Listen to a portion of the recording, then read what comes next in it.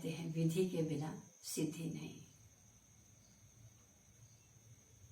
छोटे से छोटा काम हो या बड़े से बड़ा काम हो, हर काम की विधि होती है और उस विधि के बिना हमें सिद्धि प्राप्त नहीं होती। परमपिता परमात्मा से मिलने की, परमपिता परमात्मा की शक्तियाँ पाने की भी विधि है। परमात्मा कहते हैं, हे मेरे लाडले बच्चों, तुमने मुझे याद तो किया, तुमने मुझे पुकारा भी, 2 युगों तक पुकारते रहे, परंतु फिर भी तुम नीचे उतरते गए, कमजोर होते गए, शक्ति और गुणों से कंगाल होते गए, क्योंकि हमें याद करने की विधि नहीं आती थी।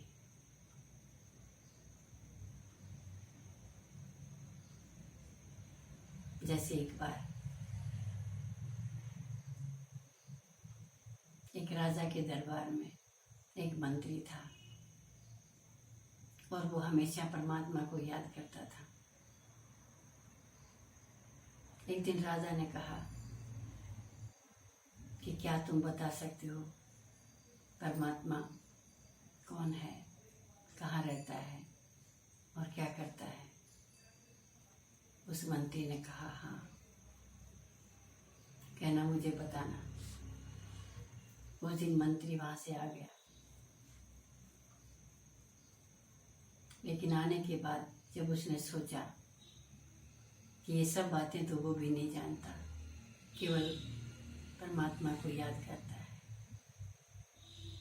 उसको बड़ी चिंता हुई। वह रोज सोचने लगा और इसी सोच में, इसी चिंता में कमजोर होने लगा। उस मंत्री की एक बेटी थी जो ज्ञानी थी, गॉड गिफ्टेड परमात्मा की देन थी। उसने कहा, पिताजी आप हर रोज कमजोर होते जा रहे हो, क्या बात है?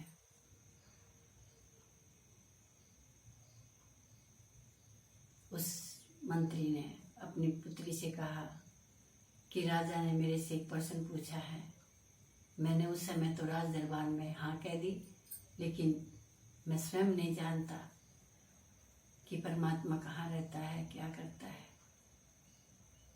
उस बच्ची ने कहा, बस इतनी सी बात? कहने लगा, बेटी ये तो बहुत बड़ी बात है। कहना, नहीं, आप मेरे को राजा के दरबार में लेके चलना और मैं इसका उत्तर राजा को दूंगी। जिस दिन राज दरबार में उस मंत्री की मुलाकात यानी प्रश्न उत्तर महाराज से होने थे, तो वो अपनी लड़की को लेके गया। राजा ने कहा, मंत्री जी मेरे प्रश्नों का उत्तर।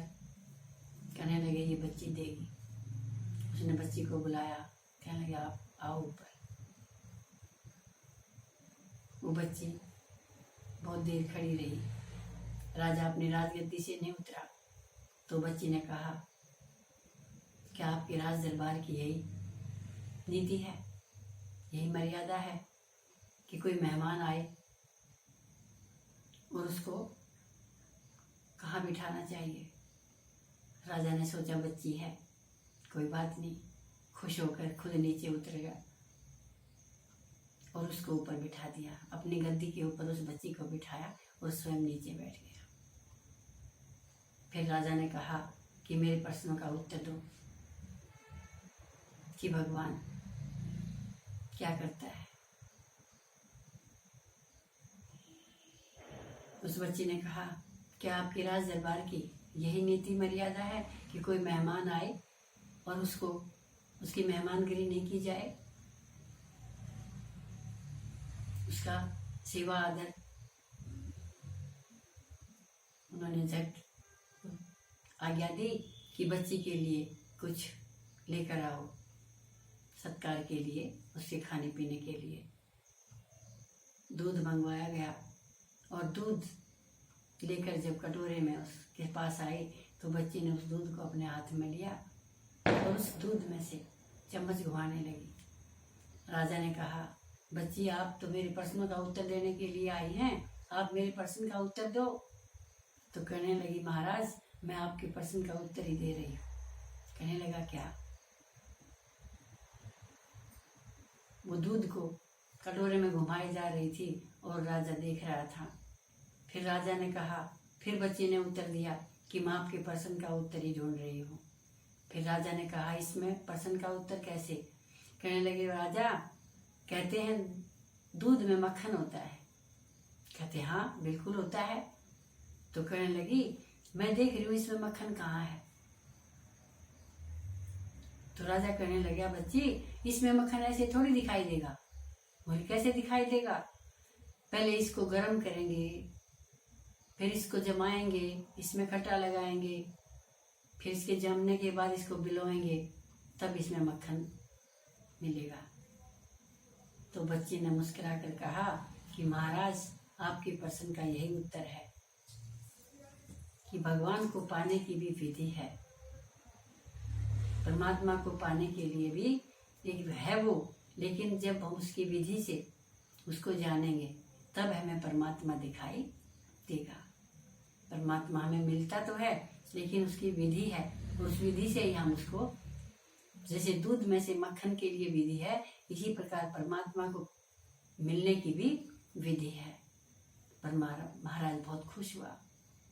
कहने लगा, बच्ची फिर ये और बताओ कि वो क्या करता है। बच्ची ने कहा, महाराज जब मैं आई तो आप कहाँ बैठे थे? कहने लगा, मैं ऊपर बैठा था और आप नीचे थे। अब आप कहाँ हो? कि अब आप ऊपर हो और मैं नीचे हूँ। तो परमपिता परमात्मा भी यही करता है कि नीचे वाले को ऊपर और ऊपर वाले को नीचे कर देता है। महाराज बहुत खुश हुए उसके और उस बच्ची को बहुत सारा प्यार भी किया और उसको इनाम भी दिया। इसी प्रकार से परमपिता परमात्मा से मिलने की भी विधि है। जैसे बिजली के तार, बिजली लाने के लिए हमें उसकी रबड़ को उतारना पड़ता है, इसी प्रकार से परमात्मा से मिलने के लिए आत्मा के ऊपर ये जो तन रूपी रबड़ है, इस तन रूपी रबड़ को यानी देह अभिमान को छोड़ आत्म अभिमानी बनना है। आत्मा वो तांबे का तार है जिस पर शरीर की 5 तत्वों की बनी हुई इस काया की रबड़ है। इन दोनों को अलग अलग समझना है, इन दोनों को अलग अलग करना है।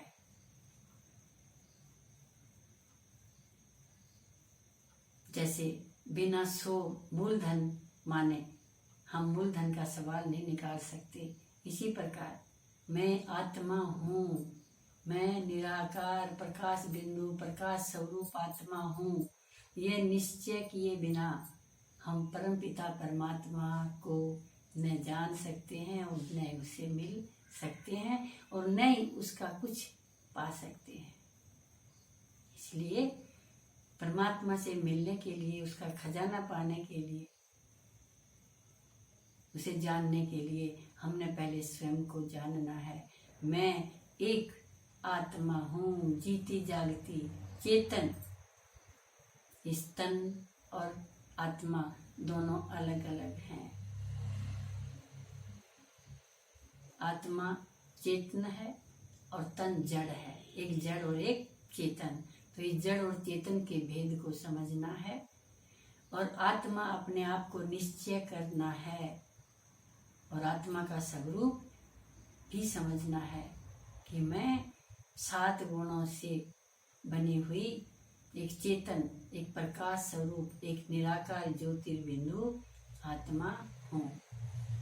तो परमात्मा से मिलने की यही विधि है कि हम आत्मा के स्वरूप को समझें, जानें कि मैं आत्मा ज्योतिर्बिंदु प्रकाश बिंदु एक प्रकाश का कण हूँ, जिसे अणु कहते हैं। तो आज इतना ही ज्ञान कि मैं प्रकाश स्वरूप आत्मा हूँ। इस विधि से ही हम परमपिता परमात्मा को जान सकते हैं, मिल भी सकते हैं, देख भी सकते हैं और उसका सब कुछ पा सकते हैं। इसलिए विधि से ही हम सिद्धि प्राप्त कर सकते हैं। ओम शांति, ओम शांति, ओम शांति।